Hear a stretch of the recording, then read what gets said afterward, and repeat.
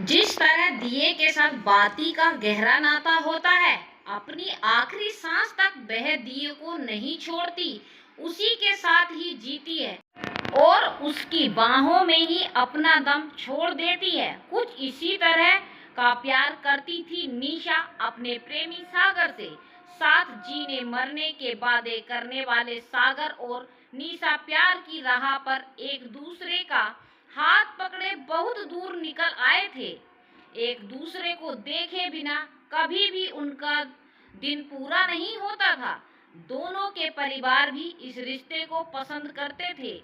दोनों के असीम प्यार को मिलने के लिए दोनों परिवारों ने जोर शोर से तैयारियां शुरू कर दी थी।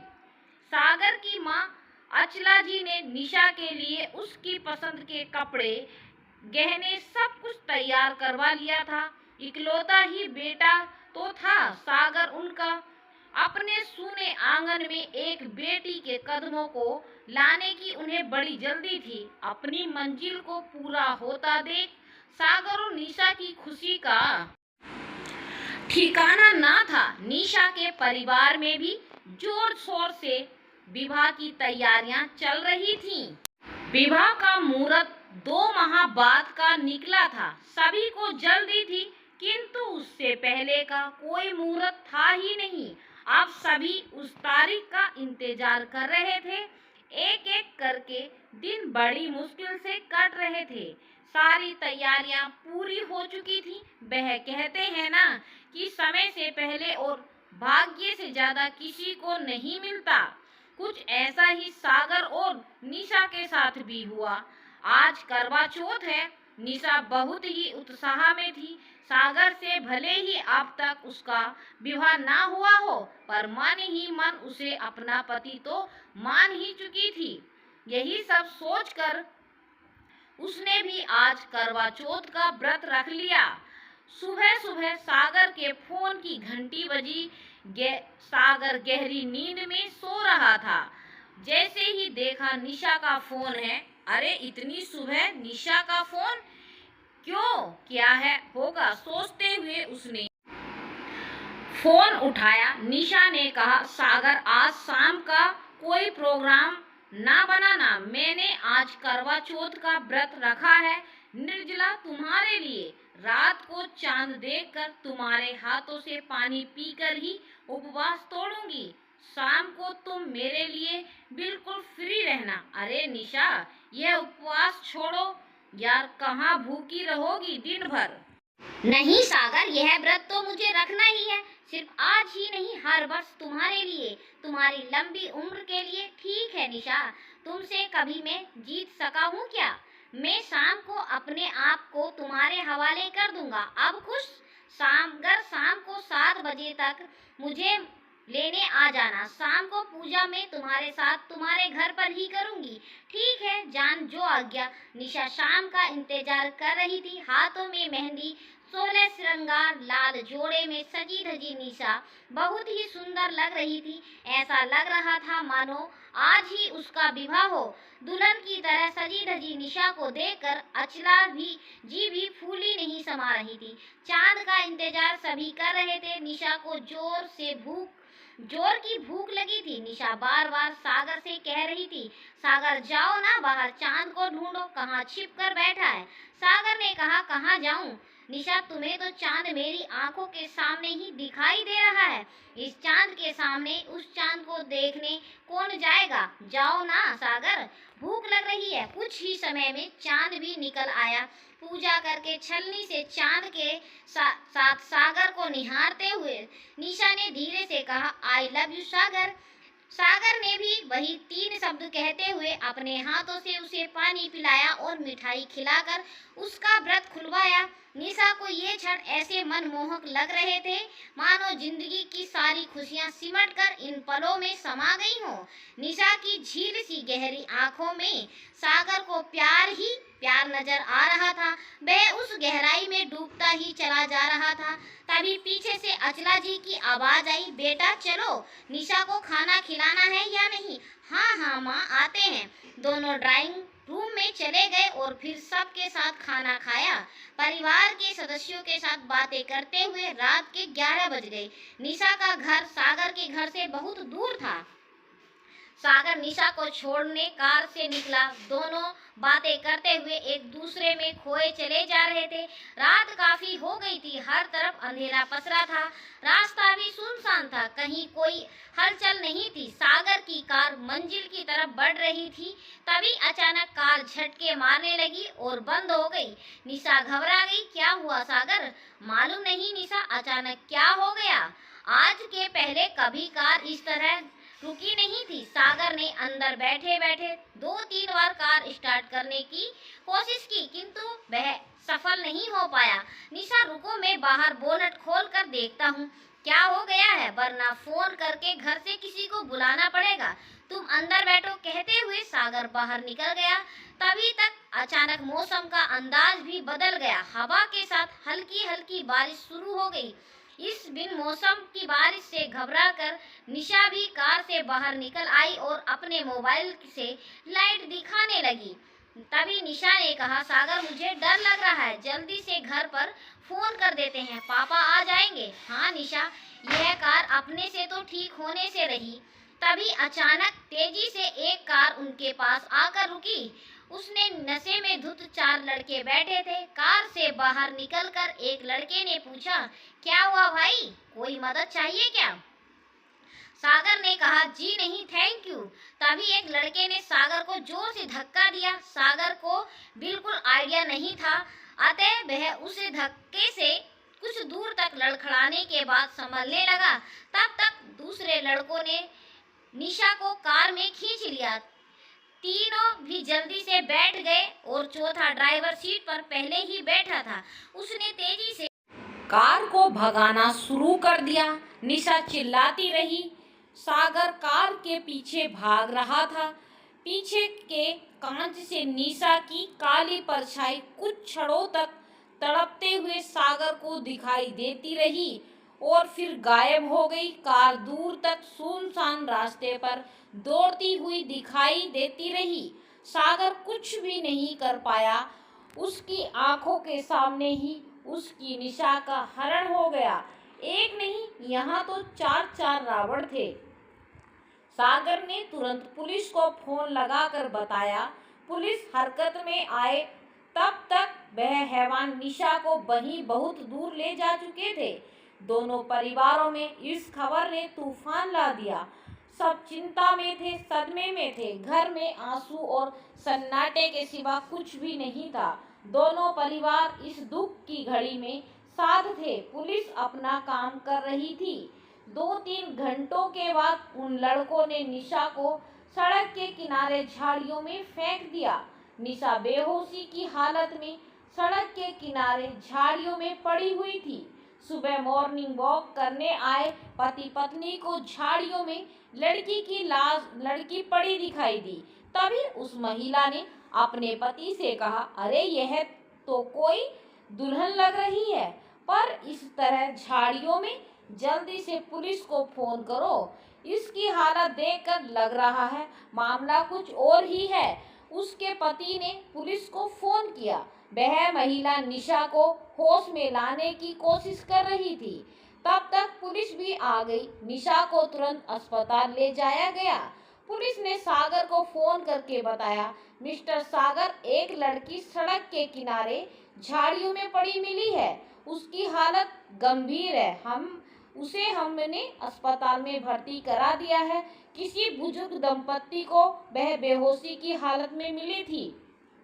उन्होंने ही हमें खबर दी है। आप आकर देख लीजिए, लगता है यह वही है जिसके लिए आपने शिकायत दर्ज कराई थी।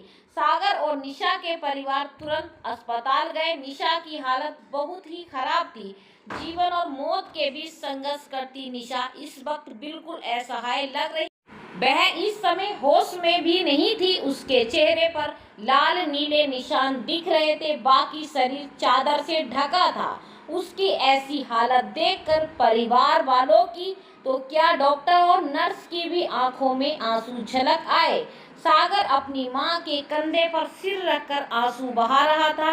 वह बहुत देर तक निशा की ऐसी हालत देख ना पाया और वहां से बाहर निकल गया। निशा को जब होश आया दोनों परिवार वहां मौजूद थे। उसने चारों तरफ नजर दौड़ाई लेकिन जिसकी चाहत थी वही उसे दिखाई नहीं दिया। उसकी आंखों से आंसू बिना रुके बहते जा रहे थे। उसके मुंह से एक ही शब्द निकल रहा था, सागर बचाओ मुझे। कुछ समय के लिए वह होश में आती फिर उसकी आंखें बंद हो जाती। दूसरे दिन सुबह उसे पूरी तरह से होश आया। अपनी मम्मी के गले लगकर वह बुरी तरह रो रही थी। उसे सांत्वना किस तरह दे कोई कुछ बोल नहीं पा रहा था। सबकी आंखों में सिर्फ आंसू थे, मुंह में मानो जवान नहीं है। आखिरकार निशा ने चुप्पी तोड़ते हुए अपनी मम्मी से पूछा, मम्मी सागर कहाँ है? बेटा अभी तो यहीं था, शायद डॉक्टर से बात करने गया होगा। अचला जी ने तुरंत सागर को फोन लगाया। सागर कहाँ हो? तू जल्दी आ, निशा को होश आ गया है, वह तुम्हें ही बुला रही है। माँ, मैं उसे इस तरह तड़पता नहीं देख सकता, मैं उसका सामना नहीं कर पाऊंगा। कैसी बात कर रहे हो सागर तुम? जल्दी से यहाँ आ जाओ। सागर के मन में एक अलग ही तूफान उठा हुआ था। बलात्कार की शिकार हुई निशा को स्वीकार करने में अब वह हिचकिचा रहा था। इस तूफान में फंसा सागर अपनी माँ की बात मानकर निशा के सामने आखिरकार आ ही गया। निशा सागर से ऐसे लिपट गई जैसे किसी वृक्ष से बेल लिपट जाती है और उसे छोड़ती ही नहीं। निशा बिना कुछ कहे रोती ही जा रही थी। तब सागर ने कहा, आई एम सॉरी निशा, मैं तुम्हारी रक्षा नहीं कर पाया। इतना कहते हुए आंखों से आंसू लिए वह तुरंत कमरे से बाहर निकल गया। निशा अभी भी बाहें फैलाए उसे जाते देख रही थी। अचला जी ने बेटे का ऐसा व्यवहार देखकर बिल्कुल अच्छा नहीं लगा। वे तुरंत निशा के पास आई और उसे सीने से लगाते हुए कहने लगी, निशा बेटा सब ठीक हो जाएगा, तुम अपने आप को संभालो, हिम्मत रखो बेटा, यह बुरा वक्त था हम दोनों परिवारों के लिए। अब जितनी जल्दी हो सके हमें इससे बाहर निकलना होगा। सागर अपने आप को दोषी मान रहा है कि वह तुम्हारी रक्षा नहीं कर पाया, इसीलिए तुमसे नजरें चुरा रहा है। अगले 2-3 दिनों तक भी सागर अस्पताल में नहीं आया। अचला जी रोज 3-4 घंटे निशा के पास आकर रुक जाती थी। तीसरे दिन निशा की पूछ ही लिया, माँ सागर मुझसे मिलने क्यों नहीं आ रहा? क्या वह मुझसे नाराज है? नहीं बेटा, ऐसी कोई बात नहीं, वह भी बहुत दुखी है, खुद से नाराज है, तुम्हारा सामना करने की हिम्मत नहीं जुटा पा रहा है। मैं आज ही उसे भेजती हूँ। नहीं माँ, जब उसकी इच्छा होगी तब वह खुद आएगा, आप उससे जबरदस्ती बिल्कुल मत करना। ठीक है बेटा। अचला जी जब घर पहुंची तब मन में ठान चुकी थी कि बेटे के मन में क्या चल रहा है आज वे जानकर ही रहेंगी। शाम को वे सागर के पास जाकर बैठी और बड़े ही प्यार से कहा, बेटा तुम निशा से मिलने आखिर क्यों नहीं जा रहे हो? आज उसे तुम्हारी बहुत जरूरत है। मैं जानती हूँ तुम दुखी हो, किंतु तुम्हारा इस तरह का व्यवहार निशा को तोड़ देगा। जाओ, जाकर उससे के पास बैठो, उससे बात करो, उसे यह विश्वास दिलाओ कि तुम उसके साथ हो। अपने कंधे का सहारा देकर उसके बहते आंसुओं को तुम्हें ही पोंछना होगा। सागर जब भी कुछ आहट होती है उसकी माँ में केवल आंखों में केवल यह उम्मीद होती है कि दरवाजे से तुम ही अंदर आओगे। उसकी आंखें हर समय केवल और केवल तुम्हें ही ढूंढती रहती हैं, लेकिन हर बार उसकी उम्मीद टूट जाती है, जो उसकी सूनी आंखों से पानी बनकर बहने लगती है। उठ जाओ, उसके परिवार में भी सभी को लग रहा होगा कि सागर आखिर क्यों नहीं आ रहा। मैं कब तक बात को संभालूंगी बेटा। इतना सब सुनते ही उपरांत भी सागर जाने के लिए तैयार नहीं हुआ। अचला जी का प्यार गुस्से में बदल रहा था। वे समझ रही थी कि सागर क्यों जाना नहीं चाहता। अचला जी ने गुस्से में पूछा, सागर तुम्हारे दिल में क्या चल रहा है? साफ साफ बताओ, क्या तुम अपने पांव पीछे खींच रहे हो? माँ, आप क्या चाहती हैं? रेप हुआ है उसके साथ। क्या मैं उसके साथ विवाह कर लूं? समाज, दोस्त सब मेरा मजाक उड़ाएंगे, मुझे कैसी कैसी नजरों से देखेंगे। यदि उसके साथ घर से बाहर जाऊंगा तो कैसी नजरों से उससे देखेंगे, कैसे कैसे तंज कसेंगे। ये सब सोचकर ही मैं कांप जाता हूँ। मैं इसका सामना नहीं कर सकता माँ। ओह अच्छा, तो यह खिचड़ी पक रही है तुम्हारे अंदर। मैं तो सच में यह सोच रही थी कि आज तुम उसकी रक्षा नहीं कर पाए, इसीलिए दुखी हो, शर्मिंदा हो, इसीलिए उसके पास नहीं जा रहे हो। तुम्हारे ऐसे विचार सुनकर मुझे तुम्हारी मानसिकता पर तरस आ रहा है।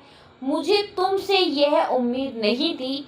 तुमने आज मेरा सिर नीचे झुका दिया है। इतने बरसों से प्यार के वादे करने वाले, जन्मों तक साथ रहने के सपने देखने वाले, एक तूफान के आ जाने से साथी को बीच भंवर में डूबने के लिए छोड़ जाते हैं। क्या मैंने तो निशा को इस घर की बेटी मान लिया है? जो भी हुआ आखिर उसमें उस दोष कौन है? क्या गलती निशा की है? माँ, मुझे भी बहुत दुख है, पर मैं क्या करूँ? मैं अपने मन को कैसे समझाऊं? सागर, जो भी हुआ है तुम्हें उसका सामना करना चाहिए। यो पीठ दिखाने से कुछ नहीं होगा। जो मुझे नहीं बोलना चाहिए वह भी मैं तुमसे पूछती हूँ कि आज यदि ऐसा कुछ मेरे साथ हो जाए तो क्या तुम मुझे भी छोड़ दोगे? माँ, यह क्या बोल रही हैं आप? तुम्हें सुनना होगा। सागर, समाज तो तब तक भी कुछ ना कुछ कहेगा, मुझे कैसी कैसी नजरों से देखेगा। तुम्हारे साथ बाहर कहीं जाऊंगी तो तंज कसेगा। बोलो सागर, बोलो। यदि तुम्हारी बहन होती और उसके साथ ऐसा होता तो क्या तुम उसे छोड़ देते? पूरा जीवन उसे अकेले रहने देते? क्या उसके विवाह की कोशिश नहीं करते? नहीं सागर, तुम कोई ऐसा लड़का अवश्य ढूंढते जो उसे ये सब जानकर भी अपना लेता। तुम खुद ऐसा लड़का क्यों नहीं बन सकते सागर?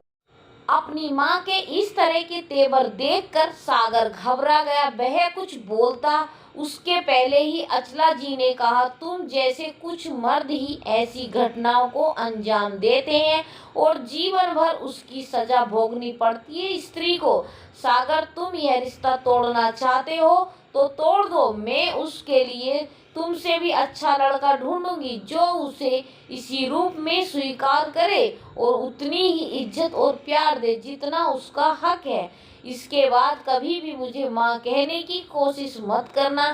कहते हुए अचला जी रो पड़ी। अचला जी का हर शब्द सागर के सीने को छलनी कर गया। उसे उनका हर शब्द चुभ रहा था। दूसरे दिन अचला जी जब अस्पताल पहुंची तो वहां का दृश्य देखकर वे दंग रह गई। सागर निशा के सिरहाने बैठे उसकी आंखों से लगातार बहते आंसुओं को अपने हाथों से पोंछ रहा था।